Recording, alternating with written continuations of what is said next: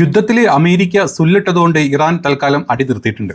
ഇന്നലത്തെ വീഡിയോ തന്നെ നമ്മൾ പറഞ്ഞിരുന്നു. അതായത് അമേരിക്കയുടെ സ്റ്റോക്ക് കംപ്ലീറ്റ്ലി ഔട്ട് ആയിട്ടുണ്ട്. അതുകൊണ്ട് അമേരിക്ക തൽക്കാലം പോസ് ചെയ്യാൻ പോകുക എന്നുള്ളത്. അപ്പോൾ ഇറാൻ്റെ ഭാഗത്ത് നിന്ന് അവരും പറഞ്ഞു, നിങ്ങൾ പോസ് ചെയ്യുകയാണെങ്കിൽ തൽക്കാലം നിങ്ങൾ അടിക്കുന്നില്ല, നിങ്ങൾ എന്താ പറയുക, വാള് കയ്യിൽ നിന്ന് പോയതിൻ്റെ അടുത്ത് നമ്മൾ യുദ്ധം ചെയ്യില്ല എന്ന് പറഞ്ഞാൽ നിങ്ങൾ വാളൊക്കെ എടുത്തിട്ട് വാപ്പ നമുക്ക് യുദ്ധം ചെയ്യാം എന്നാണ് ഇറാൻ പറഞ്ഞിട്ടുള്ളത്.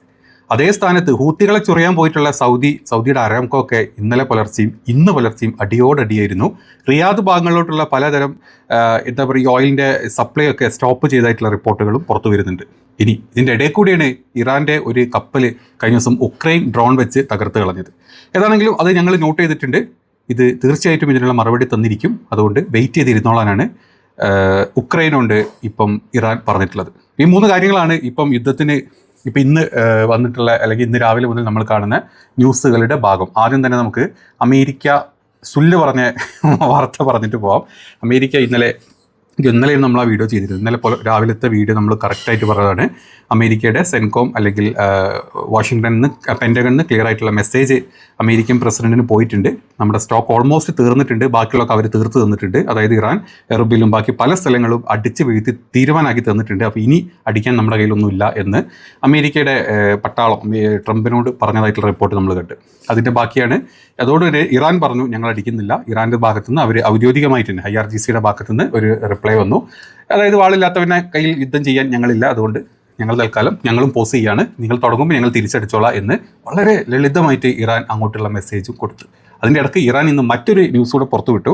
ഈ കഴിഞ്ഞ 10-12 ദിവസത്തെ യുദ്ധത്തിൻ്റെ ഭാഗമായിട്ട് ഏകദേശം അമേരിക്കയുടെ 200 ടോപ്പേഴ്സ് 200 പേരെങ്കിലും ഇറാൻ കൊന്നു കളഞ്ഞിട്ടുണ്ട് എന്നാണ് പറഞ്ഞിട്ടുള്ളത്. അതായത് ഇറാൻ്റെ IRGC claim that strikes on US sites kill 200 American troopers എന്നാണ് പറഞ്ഞിട്ടുള്ളത്. 200 പേരെങ്കിലും കൊന്നിട്ടുണ്ട്, തീർത്ത് കളഞ്ഞിട്ടുണ്ട് എന്നാണ് പറഞ്ഞത്. ഇനി അതിനുള്ള മറുപടി സെൻകോം പറയുമെന്നറിയില്ല. സെൻകോം സമ്മതിച്ച് തരുന്നു എനിക്ക് തോന്നുന്നില്ല, സമ്മതിച്ച് തരാറില്ല അവരുടെ ഒരു നോർമൽ ആറ്റിറ്റ്യൂഡ് വെച്ചിട്ട്. അങ്ങനെ ഒരു വാർത്ത ഇപ്പം ഇന്ന് വൈകിട്ട് പുറത്ത് വന്നിട്ടുണ്ട്. മാത്രമല്ല ഇപ്പം ഇറാൻ്റെ ഒരു ബോട്ടാണ്, ഇറാൻ്റെ ഒരു ഷിപ്പിലാണ് കഴിഞ്ഞ ദിവസം ഈ ഉക്രൈൻ കയറി ഒരു ബോംബ് ചെയ്തിട്ടുള്ളത് ഇന്നലെ മെനഞ്ഞാന്ന് രാത്രി. അപ്പം അതിനുള്ള മറുപടി ഇപ്പോൾ IRGC കൊടുത്തിട്ടുണ്ട്. IRGCയുടെ സ്പോക്ക് പേഴ്സൺ, വിദേശകാര്യ സ്പോക്ക് പേഴ്സൺ തന്നെ വന്ന് പറഞ്ഞിട്ടുണ്ട്, ഞങ്ങൾ വെറുതെ നിൽക്കില്ല, ഇതിനുള്ള മറുപടി കാത്തിരുന്നോളൂ, എപ്പോൾ വേണമെങ്കിലും ഞങ്ങൾ തിരിച്ചു തരും എന്നാണ് പറഞ്ഞിട്ടുള്ളത്. ഒന്ന് കേട്ടോളൂ. کشورهای مختلفی رو متهم کرده به جای اینکه متمرکز باشه بر حل مشکل و نجات دادن کشورش و منطقه از جنگی که تحمیل کرده بر شرق اروپا و به نوعی بر کل دنیا مدام അപ്പം അങ്ങനെ ഒരു ഏതായാലും ഉക്രൈൻ യുദ്ധമാണല്ലോ, ഓൾറെഡി റഷ്യ ആയിട്ടുള്ള യുദ്ധം നടന്നുകൊണ്ടിരിക്കുന്നുണ്ട്. ഇറാൻ്റെ ഭാഗത്തുനിന്നും അടി കിട്ടിക്കഴിഞ്ഞാൽ അത് ഉക്രൈന് താങ്ങാൻ പറ്റുമോ എന്നുള്ളതാണ് മറ്റൊരു ചോദ്യം. കാരണം ഇറാൻ്റെ ഒരു മിസൈലുകളുടെ ഒരു പരിധി നമ്മൾ നോക്കുകയാണെങ്കിൽ ഈസി ആയിട്ട് ഉക്രൈനിലോട്ടൊക്കെ ഇറാന് ആക്രമിക്കാൻ പറ്റും.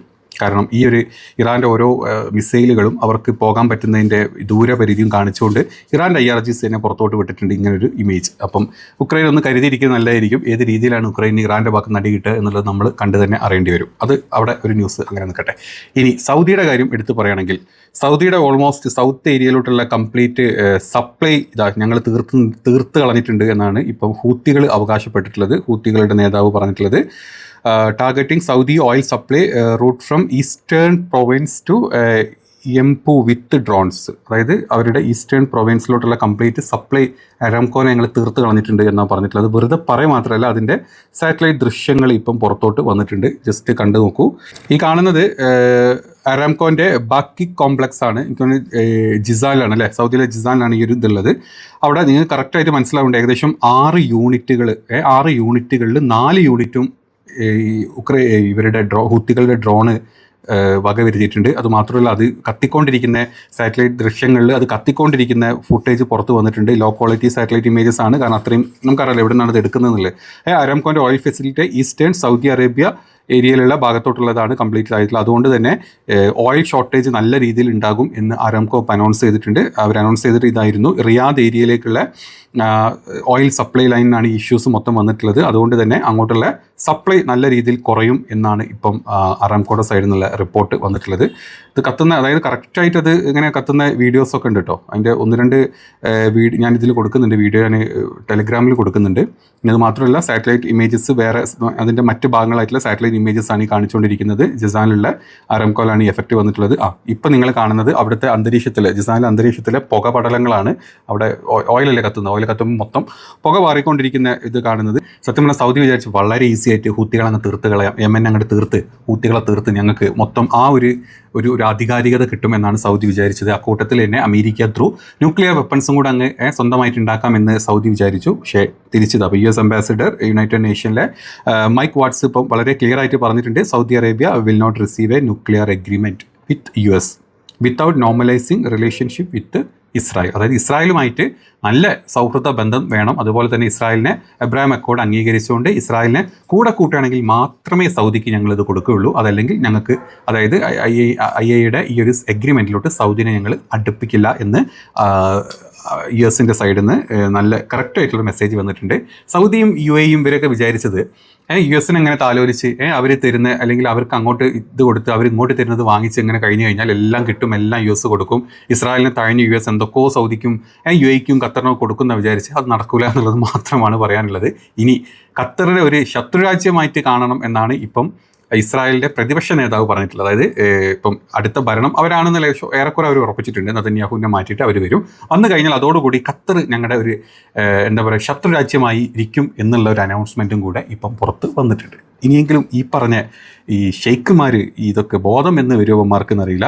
നോക്കാം, അടി കിട്ടി തയമ്പിച്ചിട്ട് അവസാനം ഒരു ബോധം വന്നിട്ട് ഈ പറഞ്ഞ ഇറാൻ ആയിരുന്നു ശരി, അതല്ലെങ്കിൽ ഈ പറഞ്ഞ ഒരു ഈ മുസ്ലിം രാജ്യങ്ങളുടെ ഒരു ഏകോപനം വേണം എന്നുള്ള ഒരു തോന്നൽ ഏതെങ്കിലും കാലത്ത് വരും എന്നുണ്ടെങ്കിൽ നല്ല കാര്യം, അത്രേ പറയാൻ പറ്റുള്ളൂ. പക്ഷേ ഒരു രീതിയിലും ഇപ്പോൾ ഒരു സപ്പോർട്ടില്ലാത്ത രീതിയിലാണ് ഈ ഇസ്ലാമിക് രാജ്യങ്ങളായിട്ടുള്ള ഈ GCC കൺട്രീസ് ഇപ്പോൾ നിൽക്കുന്നത്. അതായത് അമേരിക്കയ്ക്കും വേണ്ട, ഇസ്രായേലിനും വേണ്ട, അവരെ ഭാഗത്തുനിന്ന് കാശ് കൊടുത്ത് നിങ്ങൾ സാധനങ്ങൾ നിങ്ങൾ അവിടുന്ന് വെപ്പൺസ് ഇറക്കിയ, പക്ഷേ അല്ലാത്ത എഗ്രിമെൻറ്റും കാര്യങ്ങളും ആ പരിപാടികളൊന്നും വേണ്ട. പൈസ നിങ്ങൾ തരികയാണ്, അതിനുള്ള സാധനങ്ങൾ തരും. അതിനപ്പുറത്തോട്ട് നിങ്ങൾക്ക് അടി കിട്ടിയാലും കുഴപ്പമില്ല, അടി കിട്ടിയില്ലെങ്കിലും കുഴപ്പമില്ല, നിങ്ങൾക്ക് ഒരു ന്യൂക്ലിയർ സപ്പോർട്ട് ഞങ്ങൾ തരൂല എന്നും കൂടെ അമേരിക്കയും ഇസ്രായേലും വളരെ വ്യക്തമായിട്ട് ഇവരുടെ കാര്യത്തിൽ പറഞ്ഞിട്ടുണ്ട്. അപ്പോൾ ഇതൊക്കെയാണ് യുദ്ധത്തിൻ്റെ ലേറ്റസ്റ്റ് അപ്ഡേറ്റുകളായിട്ട് പറയാനുള്ളത്. ഇനി ഇപ്പോൾ തൽക്കാലം അമേരിക്ക സമയം കൊണ്ടൊക്കെ പുതിയ ഇതൊക്കെ എന്താ പറയുക, പുതിയ റീഫില്ലിങ്ങും കാര്യങ്ങളും, അതായത് വെപ്പൺസിൻ്റെ റീഫില്ലിങ്ങും കാര്യങ്ങളൊക്കെ ചെയ്യുന്നുണ്ടാവും. അവരുടെ വൈക്കത് ചെയ്യട്ടെ. ബാക്കി ഇറാൻ ഏത് രീതിയിലാണ് ഇവിടെ എന്താ പറയുക സെറ്റപ്പ് ചെയ്യുന്നത് നമുക്ക് കണ്ടു തന്നെ അറിയാം. അപ്പം പുതിയ അപ്ഡേറ്റുകൾ ഉണ്ടെങ്കിൽ നമ്മൾ അടുത്ത വീഡിയോയിൽ ചെയ്യാം. ബൈ.